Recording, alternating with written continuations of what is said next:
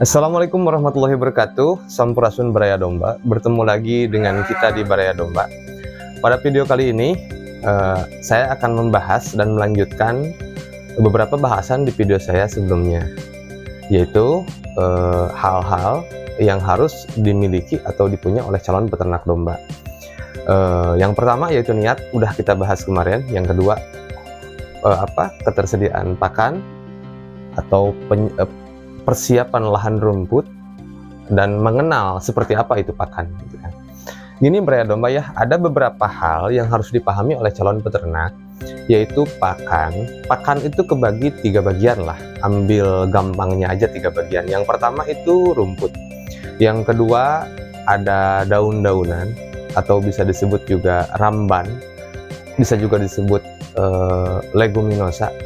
Yang ketiga ada pakan penguat, entah itu konsentrat komersial yang diproduksi oleh pabrik ataupun konsentrat yang bersifat lokal yang tersedia di daerah kita masing-masing. Itu para Baraya. Kita bahas satu-satu ya.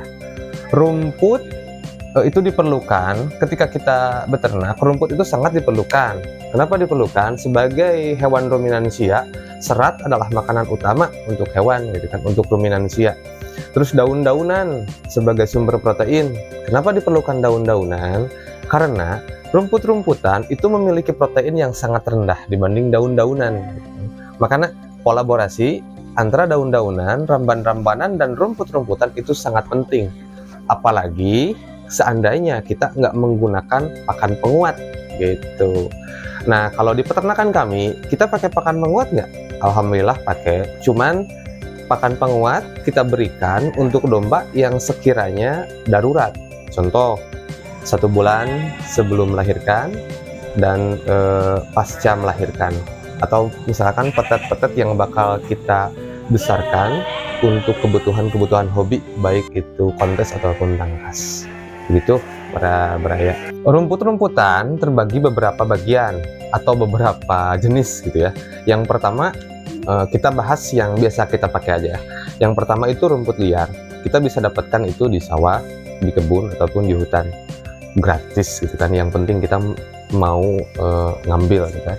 Yang kedua rumput budidaya. Kalau di peternakan kita pakai rumput baik kita pakai semua jenis rumput, baik itu rumput budidaya ataupun rumput liar. Karena di kebun-kebun kami ataupun di daerah di sekitar peternakan kami itu alhamdulillah masih berlimpah. Nah, untuk rumput budidaya, kita membudidayakan rumput beberapa jenis. Yang pertama odot, yang kedua pakcong, yang ketiga janjibar, yang keempat Taiwan grass, dan red navier juga ada, udah mulai dibudidayakan. Kenapa kami menanam rumput berbagai macam jenis? Soalnya gini para Baraya, jenis rumput itu berpengaruh, amat sangat berpengaruh. Soalnya kalau diberikan satu jenis itu nggak baik untuk pencernaan domba ataupun untuk nutrisi, itu amat sangat nggak baik. Makanya diupayakan kita menanam rumput budidaya itu dari berbagai macam jenis kan. Belum lagi dari nanti di mix lagi dengan jenis-jenis leguminosa ataupun ramban-ramban yang lain. Itu para Baraya. Keunggulan odot, nah kita spill satu-satu ya. Keunggulan odot itu mempunyai tekstur yang lembut dibandingkan rumput-rumput gajah lainnya. Udah gitu tumbuhnya nggak begitu tinggi, ya maksimal di 70 cm lah. Udah gitu batangnya itu renyah. Jadi nggak keras, meskipun dimakan oleh domba itu baik gitu kan. Jangankan oleh domba, oleh kelinci pun baik. Daya sukanya juga tinggi odot. Nah, itu untuk odot gitu kan. Dan untuk sisi nutrisi seperti biasa, rumput itu memiliki nutrisi yang nggak jauh beda dengan rumput-rumput lainnya gitu kan.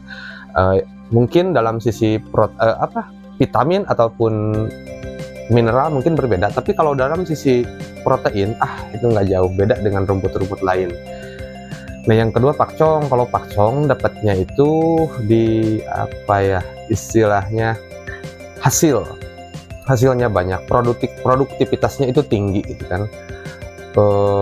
Di usia 30 hari aja udah mencapai hampir 2 meter. Nah, itu dianjurkan kalau untuk domba dipanennya itu maksimal di usia 40 hari lah. Soalnya kalau lebih batangnya keras. Nah, hebatnya pakcong di samping produktivitasnya tinggi, pakcong mempunyai nilai karbohidrat ataupun energi gula yang tinggi. Itu bisa dirasa ketika kita ngasih pakcong itu si dombanya itu cepat kenyang gitu kan. Udah gitu kepejalan kepadatan dagingnya itu juga tinggi. Nah, untuk untuk Zanzibar ya. Kalau untuk Zanzibar, ini rajanya nutrisi di antara rumput-rumput gajah. Kenapa? Di antara semua rumput gajah, Zanzibar itu yang paling tinggi nutrisinya. Kalau pakcong ataupun odot, dari jurnal yang pernah saya baca itu nggak jauh lah, dari 10-15% protein, tergantung di mana ditanam dan tergantung perawatan serta pemupukan. Tapi kalau misalkan Zanzibar, itu rumput yang mempunyai protein hampir setara dengan leguminosa, dengan jenis kacang-kacangan. Makanya dianjurkan untuk menanam Zanzibar untuk memenuhi kebutuhan protein peternakan kita gitu. Yang kedua, kita bahas masalah daun-daunan ya. Kalau daun-daunan kita pakai yang pertama gamal atau cebreng kalau di wilayah kita ya. Yang kedua lamtoro, yang ketiga daun nangka. Pokoknya daun-daun yang tersedia di alam di sekeliling peternakan kita ya kita pakai. Alhamdulillah gitu kan. Untuk nutrisi, leguminosa amat sangat dianjurkan. Kenapa? Rata-rata proteinnya mempunyai protein yang amat sangat tinggi para baraya. Jadi seandainya kita nggak pakai pakan penguat itu nggak jadi masalah, dengan catatan ada mix antara rumput-rumputan dan rumput dan leguminosa dan daun-daunan, diutamakan dari jenis kacang-kacangan. Kenapa seperti itu? Karena kacang-kacangan rata-rata mempunyai nutrisi di atas 18%. Meskipun tinggi tanin gitu kan, ada beberapa jenis racun lah gitu kan, tapi itu bisa disiasati dengan cara seperti apa? Dengan dilayukan ataupun dipanaskan sebentar kalau di kita gitu kan. Nah, selain gamal dan lamtoro, kita pakai indigo perak sebagai tumbuhan legum andalan di peternakan kita. Meskipun pada awalnya daya sukanya itu minim gitu. Cuman kita harus piawai membiasakan memix antara rumput-rumputan, daun-daunan yang disukai oleh ternak dengan indigo perak. Lama-kelamaan biasa dan alhamdulillah semua domba sekarang udah mulai suka gitu. Yang ketiga, kita akan membahas masalah pakan penguat. Nah, pakan penguat terdiri dari beberapa bagian ya. Kalau yang biasa dipakai di kita pakai pakan komersial dari pabrikan ada. Cuman kita pakai karena kita bergelutnya di breeding, kita pakainya itu sekedarnya untuk domba-domba yang sekiranya ada di fase-fase darurat. Entah itu 2 atau 1 bulan sebelum melahirkan, ataupun domba yang lagi menyusui, diharapkan untuk supaya tinggi memperbanyak susu yang dihasilkan. Apalagi seandainya domba yang melahirkan kembar lebih dari 2, itu sangat amat dianjurkan. Kita memakai yang pertama ampas tahu, yang kedua konsentrat. Kalau seandainya stoknya lagi ada, kita pakai juga ampas singkong ataupun ongok gitu kan. Amat sangat dianjurkan lah kalau untuk pembesaran ataupun domba yang berada di fase-fase darurat gitu kan, ataupun yang memerlukan nutrisi tinggi. Nah, saya tidak menganjurkan kalau seandainya kita terjun di breeding itu semua dikasih konsentrat ataupun pakan penguat. Kenapa? Nanti jebloknya itu kita di kos pakan.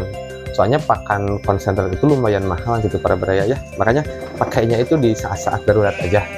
Itu saran dari saya. Begitu para baraya. Sekian video kita kali ini. Insya Allah di video berikutnya kita akan bahas tuntas seputar masalah dunia peternakan domba.